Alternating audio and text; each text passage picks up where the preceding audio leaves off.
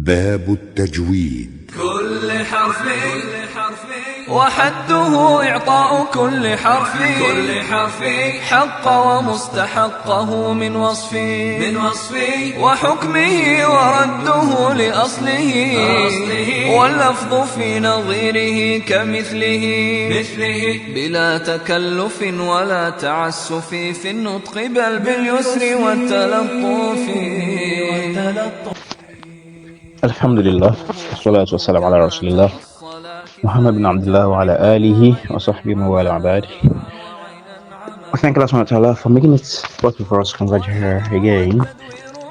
So today we shall be talking about just a few aspects of Tejweed, and this is kind of an advanced level of Tejweed. It deals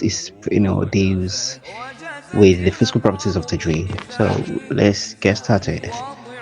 So inshallah, today what we're going to talk about is the recitation of the Quran. How do we read the Quran? So what are the ways through which we read the Quran, the admissible ways of reading Quran, the inadmissible ways. Before I jump into this, we're going to talk about the gunna. So basically two topics for today: the gunna, so how to apply the gunna, as well as Nun and Meem, that's shidda, Nun and Meem, having bearing shidda. So how to read the Quran, applying starting from the isti'adha, basmala and surah. So we have four admissible ways. The first of which is wasl jami'. We join everything. That is, we join isti'adha, basmala and surah. We join there. So how do we do it? أعوذ بالله من الشيطان الرجيم بسم الله الرحمن الرحيم الحمد لله رب العالمين. So you can see that I practically joined everything without splitting any of them. So this is an example of wasl jami'. We join everything, so it is admissible. We can read the Quran this way. The second of them is wasl isti'adha bil basmala. Joining isti'adha, that is a'udhu billahi minash shaitanir rajim, and bismillah only. So how do we do it? We adjoin the two. We conjoin the two rather. So the adjoining clause is not explicit in recitation. So how do we do it? Okay, so we say أعوذ بالله من الشيطان الرجيم بسم الله الرحمن الرحيم الحمد لله رب العالمين. You can see that I only joined isti'adha and basmala, so I didn't include the surah. So that is how to do it. So this is another way to read the Quran, starting from isti'adha. So the third way is wasl basmala bi surah faqat, joining bismillah and the surah only. So that is, we split isti'adha. We read isti'adha, then we take a break, then we read basmala and surah together without splitting any of them, without splitting them. So how do we say? We read them as though they are together. Okay, so how do we do it? أعوذ بالله من الشيطان الرجيم بسم الله الرحمن الرحيم الحمد لله رب العالمين. The fourth rule is qat'u al-jami'. We splitting everything. So how do we do it? أعوذ بالله من الشيطان الرجيم بسم الله الرحمن الرحيم الحمد لله رب العالمين.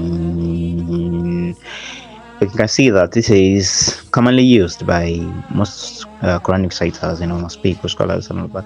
So they tend to read this way. every now and then because it is much easier. It's much easier than other methods, even though they're also admissible. Okay, so the fifth rule, which is not admissible. So we just we have to say because it may someone inadvertently hit the mistake. So and that is to join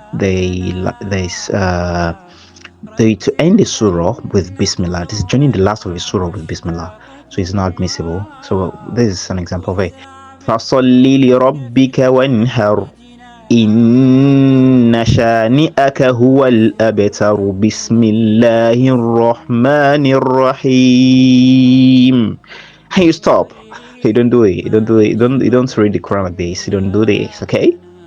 Avoid making these mistakes. So to stave off this, to forestall this error, so you should have it in mind that if you're going to read the end of the surah with basmala, you're going to conjoin the two. Definitely, you are also conjoining the basmala with the next surah. So this is how we do it. إن شانئك هو الأبتر بسم الله الرحمن الرحيم قل يا أيها الكافرون. Hope it is clear. So that's how we do it. So these are the 5 rules, but the 4 of them are admissible. 4 of them are admissible. The last one, which is the 5th rule, is not admissible. Okay, so let's take a look at one more principle for call it today.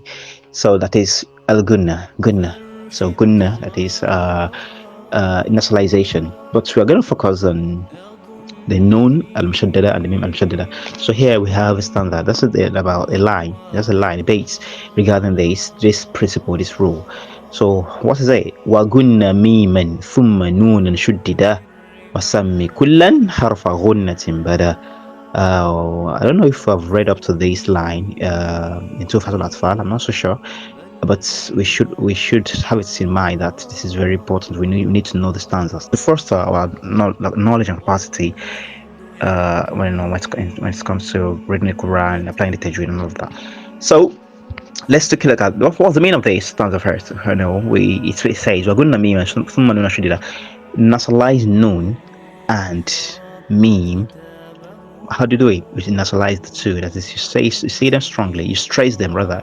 You stress them by nasalizing. You raise your tongue to the upper palate, or to the alveolar ridge. You raise your tongue and place it right beneath the alveolar ridge or the upper palate, and you hold it for 2 seconds, for about 2 seconds before you release it.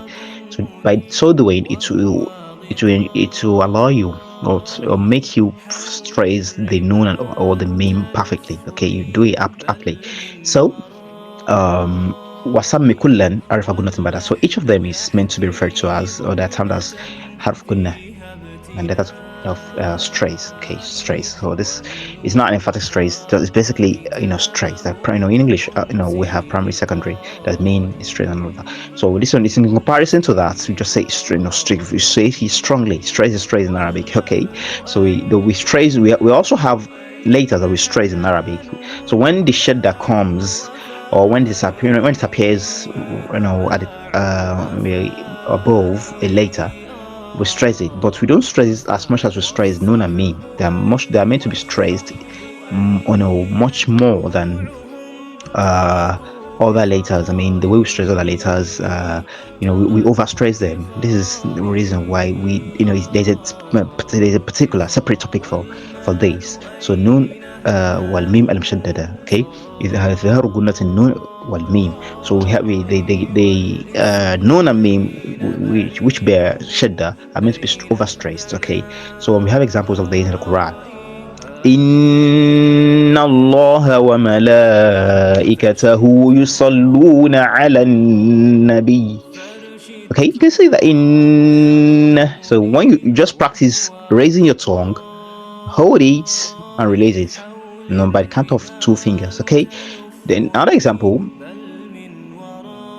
إن المتكين في ظلال وعيون إن للمتكين مفازا, and so on and so forth.